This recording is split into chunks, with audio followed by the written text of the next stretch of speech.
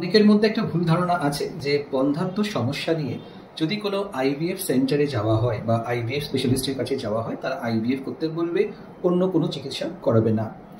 প্রথম কথা হচ্ছে, আইভিএফ স্পেশালিস্ট বলে কিছু হয় না। যারা করে তারা বন্ধ্যাত্ব চিকিৎসা করেন বা ইনফার্টিলিটি চিকিৎসা করেন। এবং যদি আপনার বন্ধ্যাত্বর কোনো সমস্যা থাকে, আমরা যেটা করে থাকি যে আমরা বিভিন্ন পরীক্ষা করে কারণগুলো জানার চেষ্টা করি।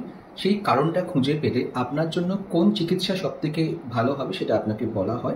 তার সাকসেস রেট কি, তার খরচা কি আপনাকে জানানো হয়, এবং চিকিৎসা কি করবেন সেটা কিন্তু আপনার ডিসিশন। আপনি ঠিক করবেন যে আপনার শরীরের জন্য, আপনার আর্থিক পরিস্থিতি, আপনার মানসিক পরিস্থিতির ওপর নির্ভর করে কোন চিকিৎসা আপনার জন্য সব থেকে ভালো।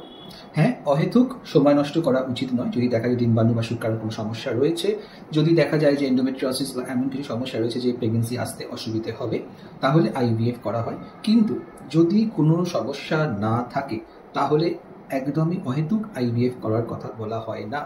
কারণ আমি সবসময় বলি যে আইভিএফ 100% নয়। আইভিএফ করলে খরচা আছে এবং প্রেগনেন্সি হবেই, তার কোনো গ্যারেন্টি নেই। তাই অহেতুক কখনোই আইভিএফ করতে হবে এই ভয়তে কখনোই চিকিৎসা বিলম্ব করবেন না।